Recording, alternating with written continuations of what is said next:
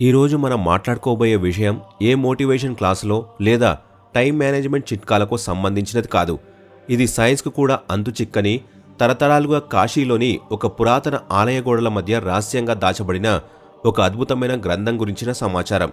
కాశీలోని మణికర్ణిక ఘాటు వద్ద అర్ధరాత్రి దాటాక చితిమంటలు కూడా చల్లబడే ఆ నిశ్శబ్ద సమయంలో, అంటే ఖచ్చితంగా తెల్లవారుజామున 3:40 ఈ బ్రహ్మాండంలో ఒక వింతైన ఆధ్యాత్మిక ప్రక్రియ జరుగుతుందని మీకు తెలుసా?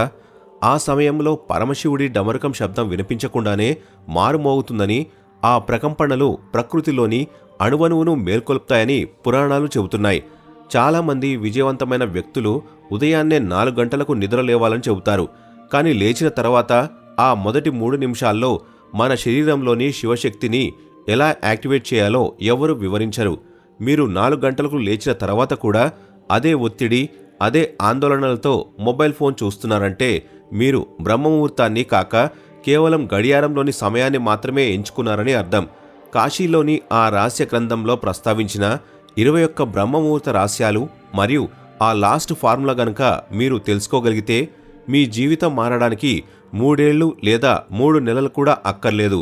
గడియారం చూసి కేవలం 3 నిమిషాల్లో మీ అంతరాత్మను విశ్వశక్తితో అనుసంధానం చేయవచ్చు. అసలు ఆ సమయంలో ఓజోన్ పొరలో ఎలాంటి మార్పులు జరుగుతాయి, కాస్మిక్ కిరణాలు మన మెదడుపై ఎలాంటి ప్రభావం చూపిస్తాయి, కేవలం 21 రోజుల పాటు ఆ 3 నిమిషాల సూత్రాన్ని పాటిస్తే మన మాట ఎలా శిలాశాసనంగా మారుతుంది, అసలు నాగసాధువులు చెప్పే కాలభేదన అంటే ఏమిటి, మన శరీరంలోని 7 చక్రాలను ఆ 21 రోజుల కాలచక్రంతో ఎలా సమన్వయం చేయాలి, ఇలాంటి ఎన్నో విస్తుపోయే నిజాలను, మీ జీవిత గమనాన్ని మార్చే ఆ పురాతన శివ ఫార్ములాను ఈరోజు మనం పూర్తి డీటెయిల్గా విశ్లేషించబోతున్నాం. బ్రహ్మముహూర్తం అంటే కేవలం టైం కాదు, ఒక ఎనర్జీ. బ్రహ్మముహూర్తం అనే పదాన్ని వినగానే చాలామంది అది కేవలం గడియారంలో సూచించే ఒక సాధారణ సమయమని భావిస్తారు.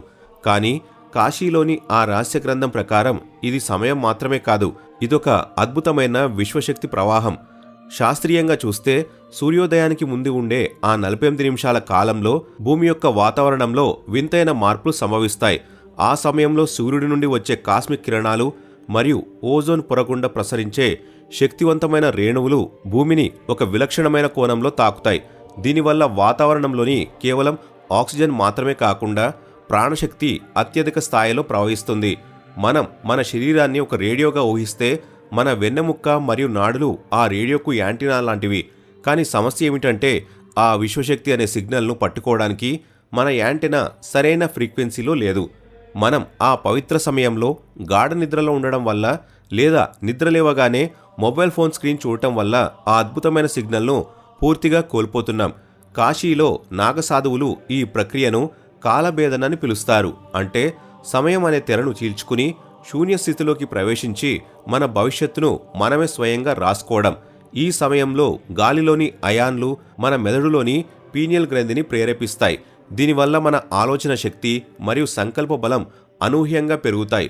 ప్రాచీన గ్రంథాల ప్రకారం యదే పిండే తదా బ్రహ్మాండే, అంటే మన శరీరంలో ఏముందో ఈ విశ్వంలో కూడా అదే ఉంది. కానీ ఆ రెండిటి మధ్య ఉన్న కనెక్షన్ తెగిపోయింది.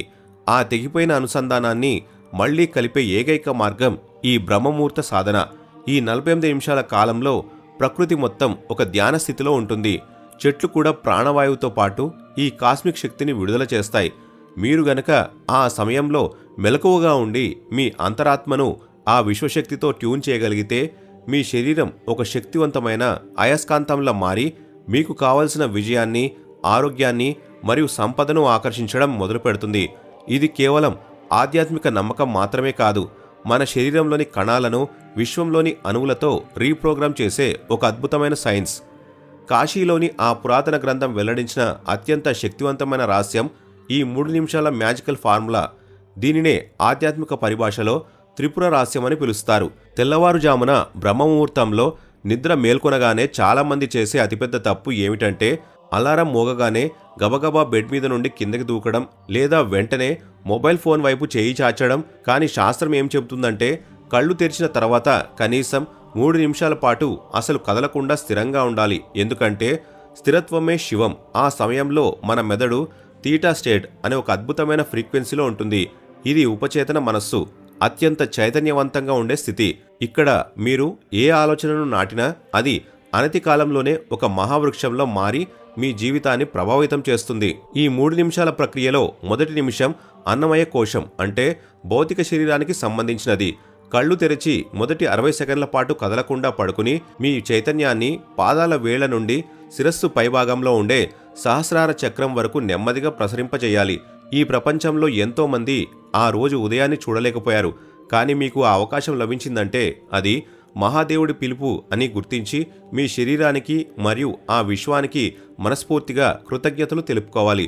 ఎందుకంటే కృతజ్ఞత కలిగిన మనస్సు మాత్రమే బ్రహ్మాండం నుండి మరిన్ని వరాలను అందుకోగలదు. రెండవ నిమిషం ప్రాణామయ కోశం అంటే శ్వాస మీద ధ్యాస ఉంచే సమయం. మన శ్వాస అనేది శివుడికి మరియు మనకు మధ్య ఉన్న ఒక అద్భుతమైన తాడు వంటిది. బ్రహ్మముహూర్తంలో మన శరీరంలో ఇడ మరియు పింగళ నాళాలు అంటే సూర్యచంద్ర నాడులు సంపూర్ణ సమతుల్యతలోకి రావడానికి ప్రయత్నిస్తాయి. ఈ సమయంలో మీరు శ్వాసను గమనిస్తూ లోపలికి పీల్చే ప్రతి గాలి ద్వారా విశ్వంలోని బంగారు రంగు శక్తి మీ కణకణాన్ని నింపుతున్నట్లు మరియు బయటకు వదిలే ఉచ్ఛ్వాస ద్వారా మీలోని భయం, అనారోగ్యం, సోమరితనం నల్లటి పొగల బయటకు వెళ్ళిపోతున్నట్టు విజువలైజ్ చేయాలి. దీనినే శివశ్వాసక్రియ అంటారు. చివరగా 3వ నిమిషం మనోమయ కోశం. ఇది మీ సంకల్పాన్ని నిజం చేసే అద్భుత సమయం.